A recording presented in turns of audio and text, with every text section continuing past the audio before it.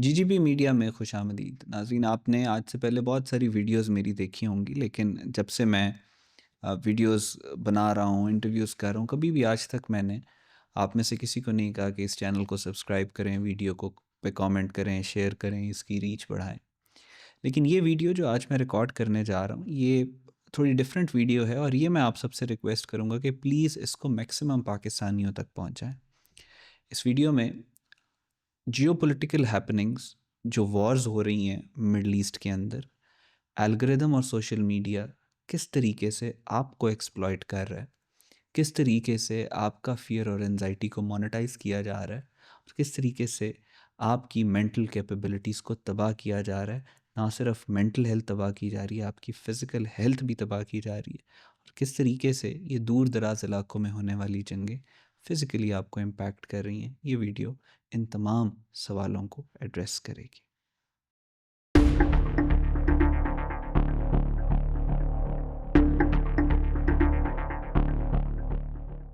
नाज़रीन, मैं एक जियोपॉलिटिकल एनालिस्ट हूँ।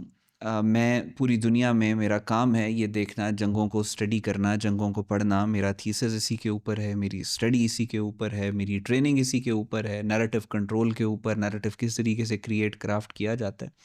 As part of my job, as part of what I am doing, मेरी ये भी ऑब्लिगेशन है कि मैं पूरी दुनिया के जो बड़े क्रिएटर्स हैं, कंटेंट क्रिएटर्स हैं, रिपोर्टर्स हैं, एनालिस्ट्स हैं, उनको भी सुनूं।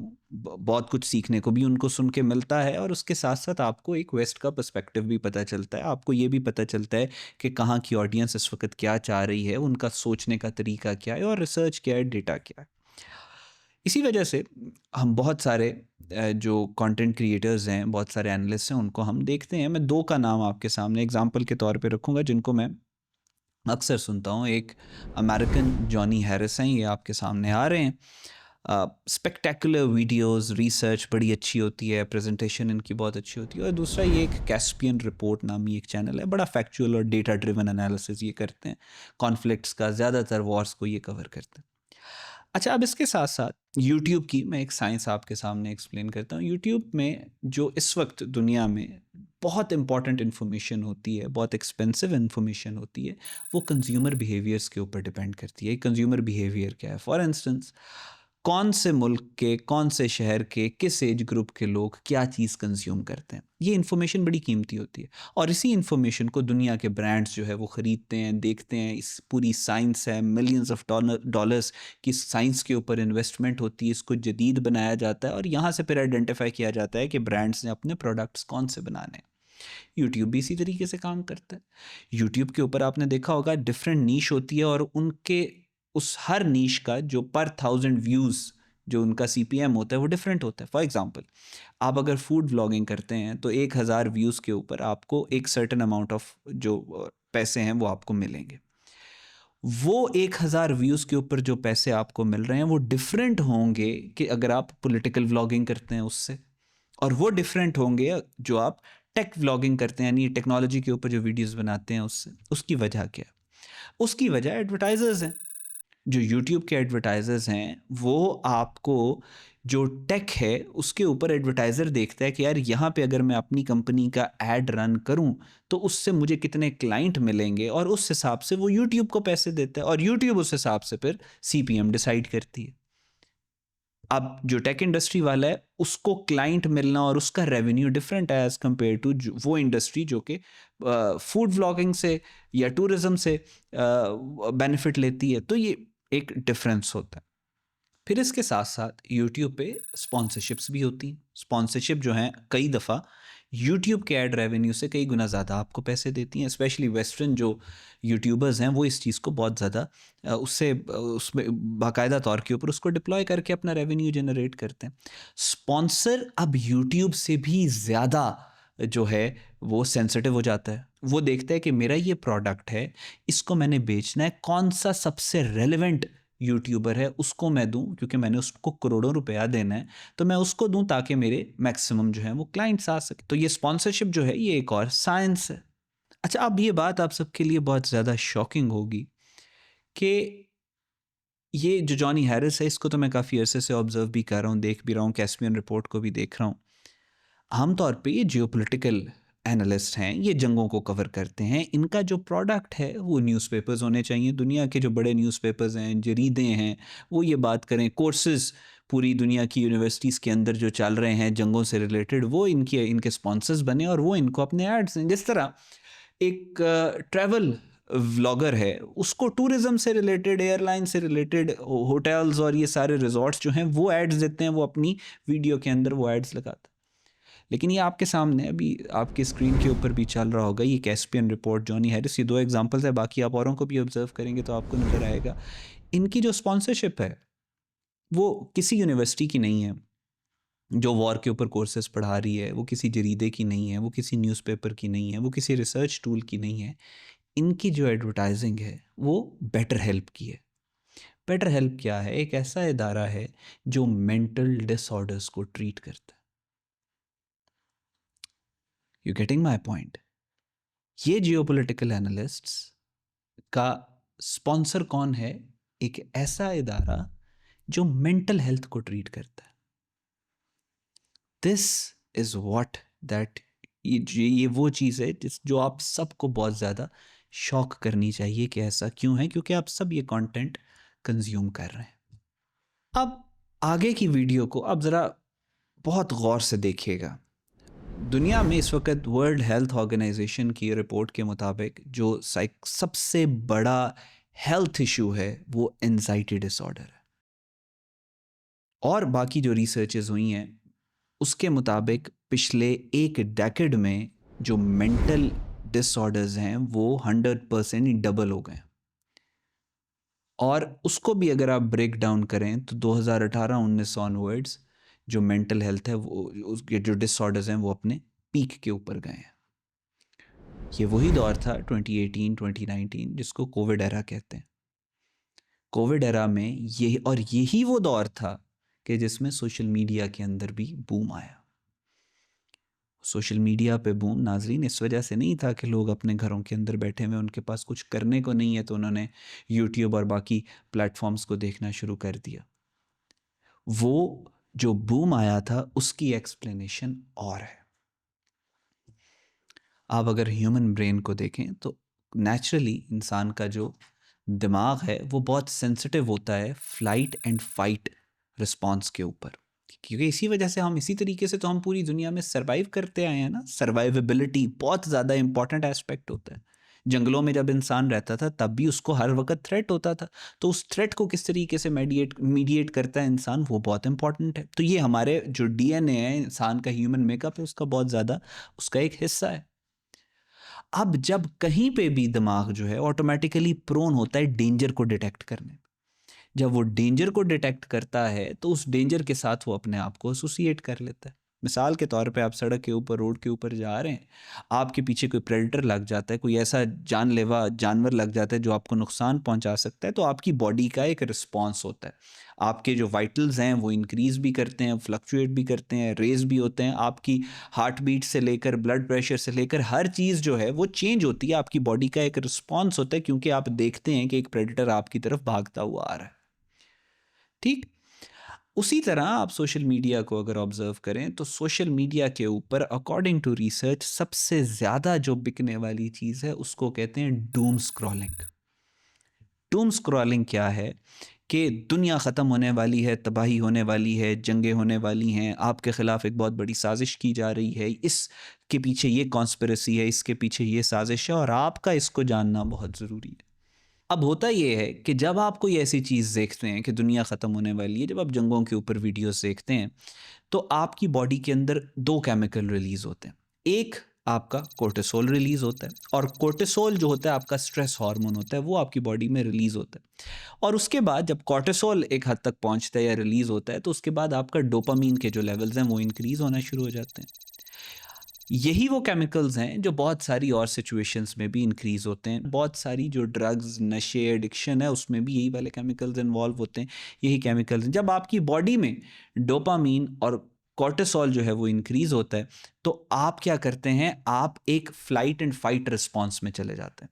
हाइपर्ड अलर्टनेस में चले जाते हैं। आप एक ऐसी स्टेज पे चले जाते हैं वो कि जैसे आपके पीछे कोई प्रेडेटर लगा हुआ है। अब आप उस हाइटन स्टेज में आप बार बार कोशिश कर रहे होते हैं, मैं ये भी जान लूँ, मैं ये भी जान लूँ, मैं ये भी देख लूँ। अगर यूट्यूब ने एक वीडियो मुझे दिखाई है कि इस जगह के ऊपर अटैक हो गया, लिहाजा मैं मैक्सिमम इंफॉर्मेशन लूँ, क्योंकि आपको ये लगता है कि जितना ज़्यादा आप जानेंगे उतना ज़्यादा आपका सर्वाइव करने के चांसेस।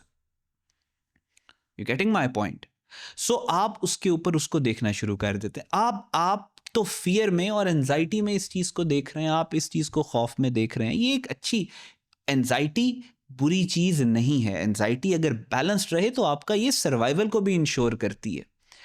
प्रॉब्लम तब आती है कि जब यूट्यूब का एल्गोरिदम एक डिफरेंट तरीके से ऑपरेट करता है।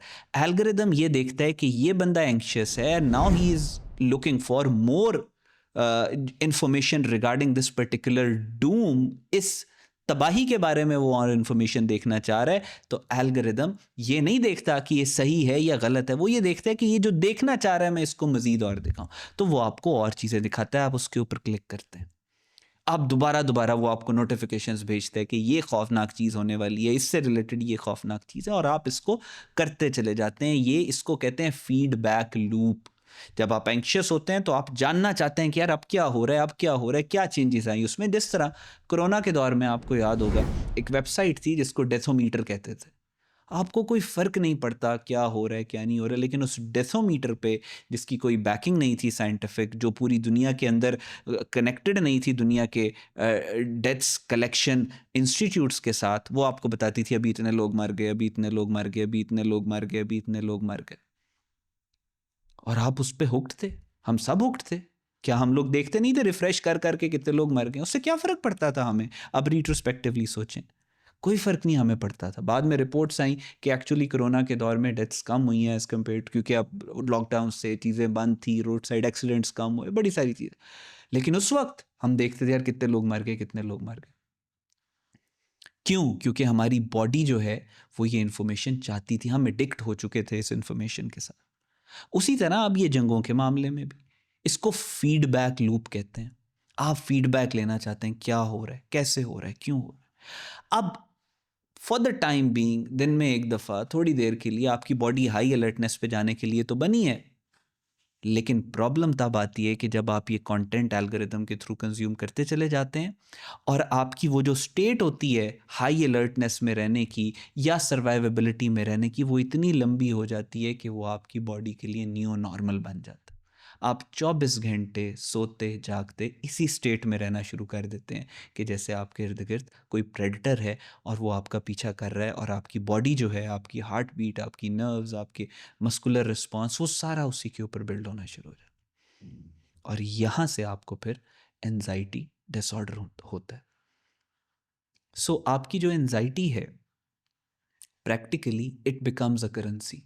आपका जो फियर है इट बिकम्स अ करेंसी, और फिर आपका खौफ और आपका फियर मोनेटाइज होता है, और उस पे जो यूट्यूब का कंटेंट क्रिएटर है उसको पैसे मिलते हैं।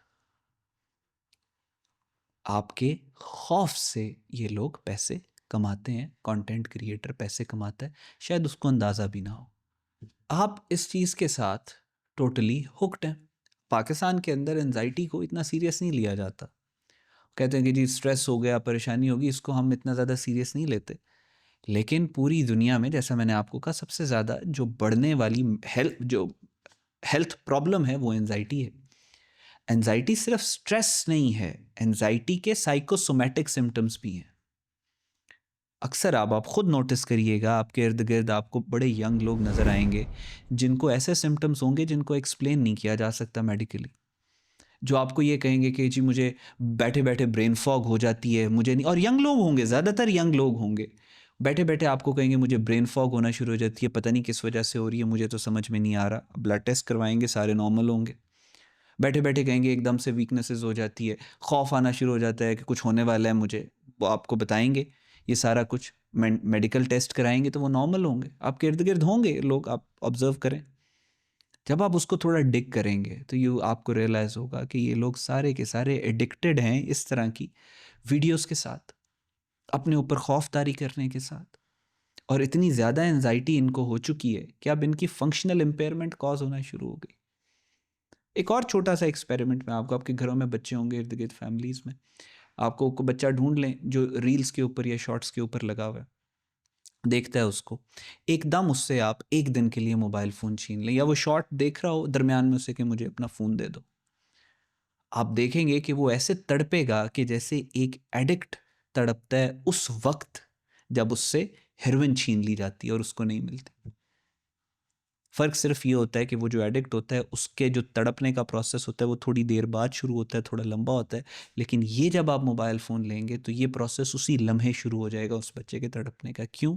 क्योंकि वही केमिकल्स, वही डोपामीन, वही एड्रेनलिन, वही कॉर्टिसोल जो है वो इन्वॉल्व होता है, जो एडिक्शन के अंदर इन्वॉल्व होता है, वही इन चीज़ों के साथ भी इन्वॉल्व होता है। मिसाल के तौर पे आप देखें कि अमेरिका के प्रेसिडेंट ने, डोनाल्ड ट्रंप ने, एक मुल्क है दुनिया का जिसका नाम है वेनेजुएला, 99% पाकिस्तानी उसके नाम के साथ वाकिफ़ नहीं है। उसके प्रेसिडेंट का नाम तो 99.9% पाकिस्तानी को नहीं पता होगा, मडूरो। अमेरिका निकलता है, डोनाल्ड ट्रंप वहाँ से मडूरो को किडनैप करता है, करके ले आता है। भाई पाकिस्तानियों को क्या फ़र्क पड़ता है? हाँ, पॉलिसी सर्कल में जो थोड़े बहुत लोग हैं जो अखबारों में जिन्हें आर्टिकल लिखना है उनको तो फ़र्क पड़ता है। यहाँ पे पूरी कौम में एक फ्रेंजी थी। वो 15 दिन हमारे मीडिया के ऊपर मडूरो ही चला है, क्योंकि मडूरो को अगर कुछ हो सकता है तो फिर आपको भी, आप लोगों ने, हमने जानना है कि क्या हो रहा है। क्यों जानना है? क्योंकि क्योंकि सर्वाइवेबिलिटी आ गई है। हम आज कल जो ईरान इराक, ईरान इसराइल की वॉर हो रही है, हर तरह की आपको क्लिक बेट इसमें, end of the world, Armageddon, and times, world war 3, nuclear war, Holocaust. सबसे ज़्यादा इस जंग के अंदर जो फेमस हुआ है वो चाइनीज़ प्रोफेसर हुआ है, वो जो कहते हैं कि यजूज मजूज आ चुके हैं मिडल ईस्ट के अंदर। टकल कार्लसन ने उसका इंटरव्यू किया। बात करें तो सिर्फ कॉन्स्पिरेसी थेरीज, सिर्फ उसकी so called quote unquote predictions कि ये तबाह हो जाएगा, ये तबाह हो जाएगा, ये तबाह हो जाएगा। दुनिया में इससे ज़्यादा टफ है नोबडी। क्या आप खुद आस्क योरसेल्फ, जिस कंटेंट क्रिएटर को आपने सब्सक्राइब किया हुआ है ईरान इसराइल वॉर के लिए, क्या उस कंटेंट क्रिएटर ने आपको ये बात बताई है कि ये कॉन्फ्लिक्ट जो ईरान इसराइल का हुआ ये पहली दफ़ा नहीं हुआ? पिछले 800 दिनों में, 2 सालों में चौथी दफ़ा इसराइल ने ईरान के ऊपर अटैक किया है। हर दफ़ा ये कहा है this is end of the world, this is and times, ख़त्म हो गई दुनिया, ख़त्म, वर्ल्ड वॉर 3, हॉलोकॉस्ट, ये वो सारा कुछ। तीनों दफ़ा डी एस्केलेट हुई हैं चीज़ें और मामला ख़त्म हुआ। जो इसकी अंडरस्टैंडिंग है वो डिफरेंट है। क्यों हो रहा है, अमेरिका का क्या इंटरेस्ट है, इसराइल का क्या इंटरेस्ट है, स्ट्रेटेजिक इंटरेस्ट क्या है, क्या होने वाला, that's a different ball game all together. तो वो सारा फियर, यही जियोपॉलिटिकल एनालिस्ट जो हैं जिनका मैंने आपसे नाम लिया है, क्यों बेटर हेल्प या दूसरे जो साइकोलॉजिकल इंस्टीट्यूट्स हैं वो क्यों इनको स्पॉन्सरशिप्स दे रहे हैं? क्योंकि उनको पता है कि एनजाइटी के, डिप्रेशन के जो पेशेंट्स हैं वो यही कंटेंट कंज्यूम करने की वजह से बने हैं, और इसी ऑडियंस में इन्हें सबसे ज़्यादा मेंटल इलनेसेस वाले लोग मिलेंगे। लिहाजा प्लीज़ जो आप कंज्यूम कर रहे हैं उसको देखें। मैं आपसे ये बातें कर रहा हूँ, मैं तो खुद काम ही ये करता हूँ, जो मेरा काम है जंगों को स्टडी करना, मेरा काम है वॉर्स को देखना। मेरे लिए तो अच्छी बात है, स्केयर मॉन्गरिंग, व्यूज़ मिल रहे हैं, पैसे मिल रहे हैं, सब कुछ हो रहा है, लेकिन स्टेक पे कौन है? वो चंद पैसों की खातिर आपकी ज़िंदगियां तबाह हो रही हैं, आपकी फैमिली लाइफ। दुनिया में इतना कुछ बुरा नहीं है, दुनिया के हालात इससे कई हजार गुना बुरे रह चुके हैं। आप सोचें, बगदाद के अंदर जब मंगोल्स आए थे तो खोपड़ियां इंसानों की उन्होंने जोड़ के उनके पहाड़ बनाए थे।